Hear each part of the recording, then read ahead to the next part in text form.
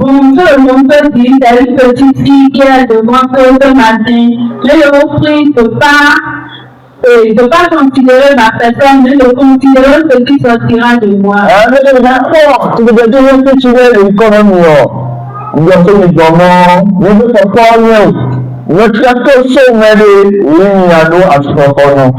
Pour commencer, j'aimerais remercier le Seigneur pour la vie de notre berger, le berger de cette église, celui qui nous soutient dans les prières et il se force pour que cette église ne retombe pas.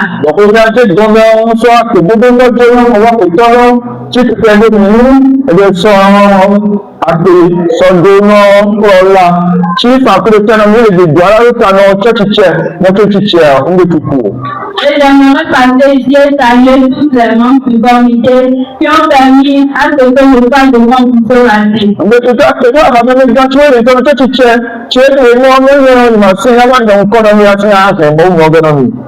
J'aimerais aussi saluer tous mes enfants et mes grands-pères qui me soutiennent aussi.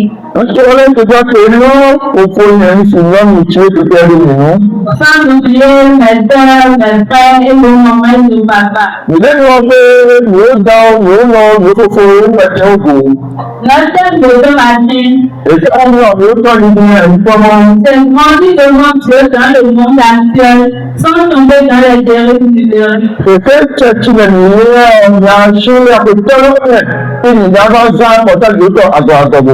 Et depuis la semaine dernière, certains étaient un peu développés. Ce message nous a aussi utilisé.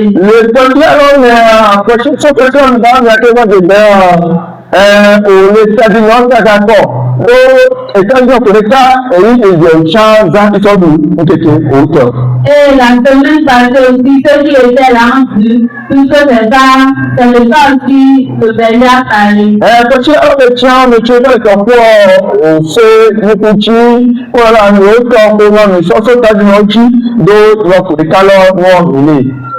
Pour vite aller, nous allons commencer par la définition du numérique.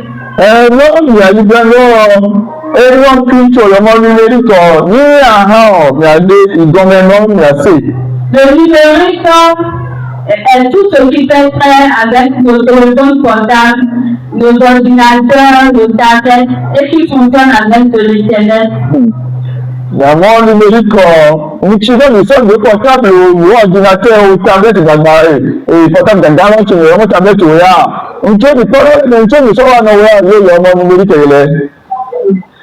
Aujourd'hui, dans le monde dans lequel nous sommes, sans le numérique, rien n'avance plus.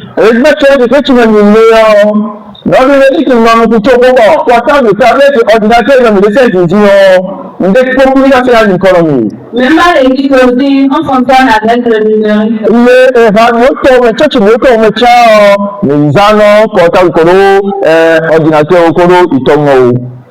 Le numérique a fait bien fait si on l'utilise positivement. Mais dans le cas contraire, si on l'utilise négativement, ça a encore des conséquences.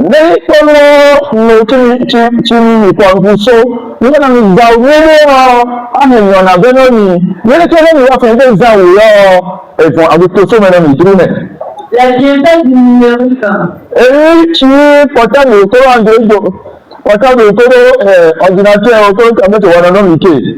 Le numérique nous permet aujourd'hui de ne plus aller perdre le temps dans les administrations pour chercher le document ou bien des pièces que nous voulons.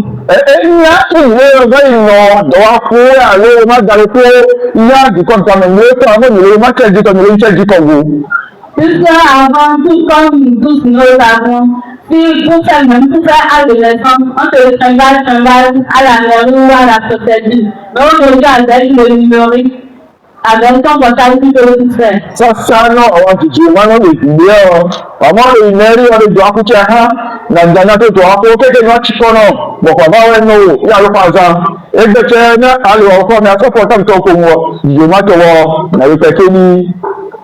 Le numérique permet aussi à nous, les élèves, de faire des recherches scolaires pour avoir plus de connaissances.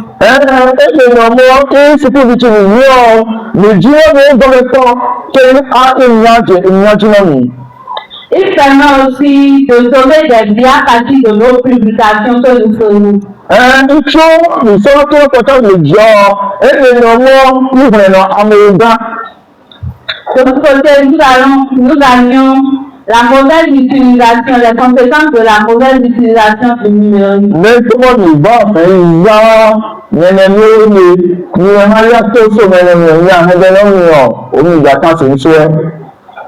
en parlant de mauvaise utilisation du numérique, il y a de nos frères, comme vous avez dit dans le sketch, nous passons tout notre temps devant les écrans, à regarder TikTok, à lire les publications qui sont sur Facebook, au lieu de faire des recherches, et puis à la fin, nous échouons.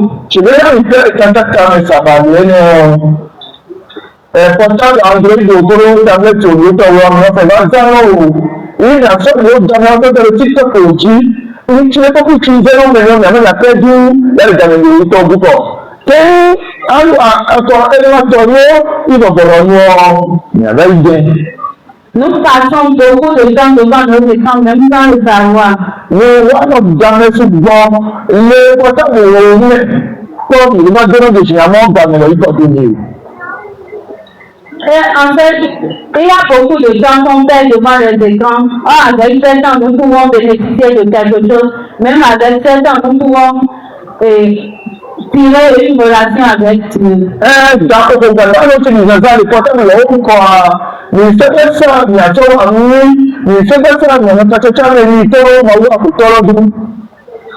Le numérique, en utilisant balle, elle nous déconnecte de Dieu.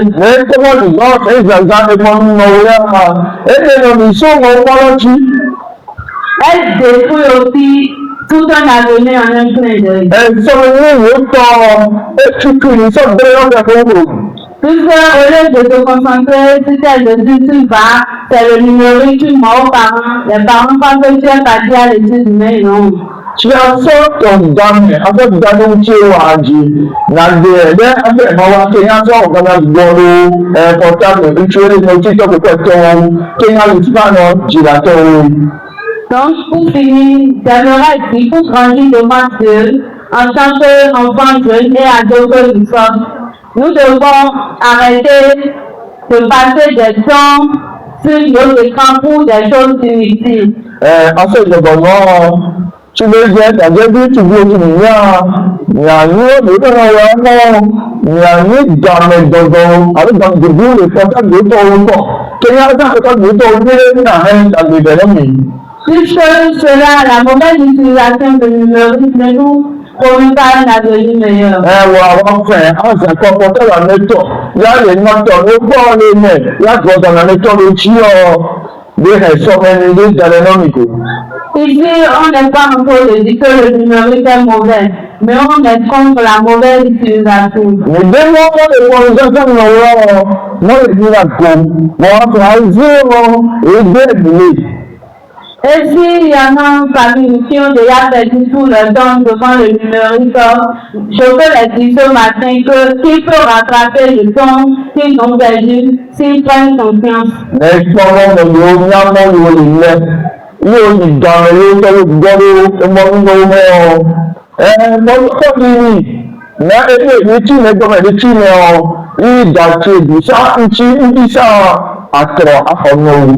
Puisqu'il est dit dans Colossiens 12 que tout est permis, mais tout n'est pas utile.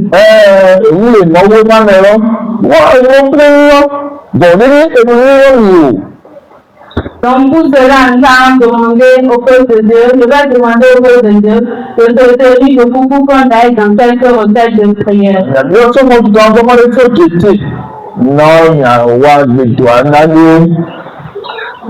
Nous allons prier et demander à Dieu que si avant nous avions perdu tout le temps devant nos écrans et nous n'avons pas pu écouter ta voix. Ce que nous envoyait, nous n'avons pas pu écouter, de nous pardonner.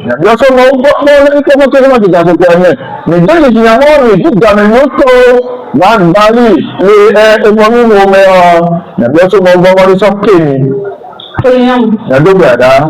Père, nous te prions, nous te bénissons, Seigneur Jésus. Nous voulons te rendre grâce, Seigneur. Nous voulons te louer, t'exalter, Père. Te disons merci pour ce moment que tu nous as fait, éternel des armées. Nous prions que tu viennes nous pardonner, Seigneur. Que dans ton amour, Seigneur, tu nous reprends encore, Père, éternel des armées. Parce que par le passé, Seigneur, nous avons perdu nos temps devant les portables, Seigneur Jésus. Dans les TikTok, dans le Facebook, dans les WhatsApp, Père, éternel des armées. Et tout cela, Papa éternel, n'ont pas fait du bien à notre vie, n'ont pas fait du bien à notre relation avec toi, Papa éternel. Tout cela nous a déconnectés, désorientés de toi, Père éternel des armées. Nous prions ce matin, Papa éternel, que tu nous reprennes encore, Père éternel des armées, Seigneur. Nous revenons à toi et nous prenons conscience, Seigneur, de marcher avec toi, Papa, et d'utiliser, Papa éternel, Seigneur, mon Papa éternel, Seigneur, les objets que tu nous donnes pour la seule gloire, l'honneur de ton nom. Que tout ce que nous faisons, Papa, soit pour ta gloire, dans le nom puissant de Jésus de Nazareth. Voilà notre secours, Papa. Assis sur nous, Seigneur Jésus, soutiens-nous, fortifie-nous, guide-nous, oriente-nous, Père éternel des armées, au nom de Jésus de Nazareth. Les deux de qui sont communs. Nous allons encore prier. Il y avait deux verras. Et demander l'aide de Dieu. Il y a bien encore autre. S'il n'y a pas le Seigneur dedans, je ne pense pas que nos décisions seront faites. Non, moi, ton dernier de ta nous allons prier, demander à Dieu de nous aider, de nous orienter comment utiliser nos téléphones portables, nos objets numériques.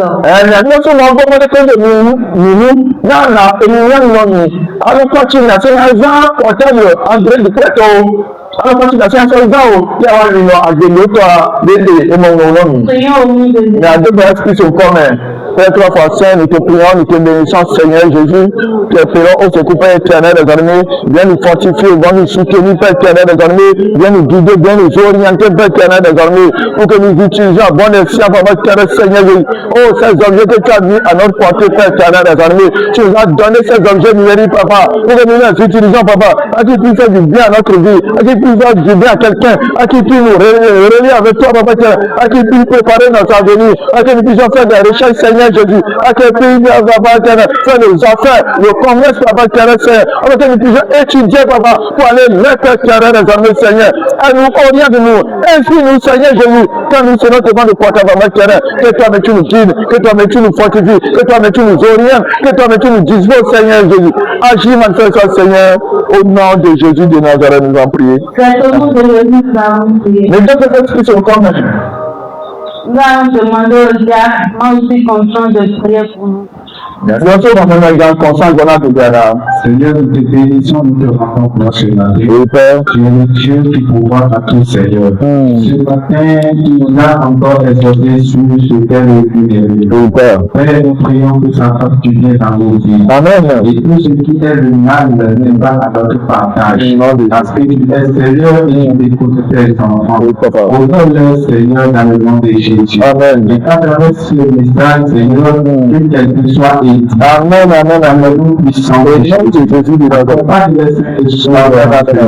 et tout ce qui va les dérouler, Seigneur, qu'ils soient voués en échec. De Jésus de Nazareth. Merci, Seigneur. Merci, Au nom de Jésus, nous avons prié. Amen. Amen. Amen. Est-ce que vous pouvez applaudir au Seigneur? Amen. Amen.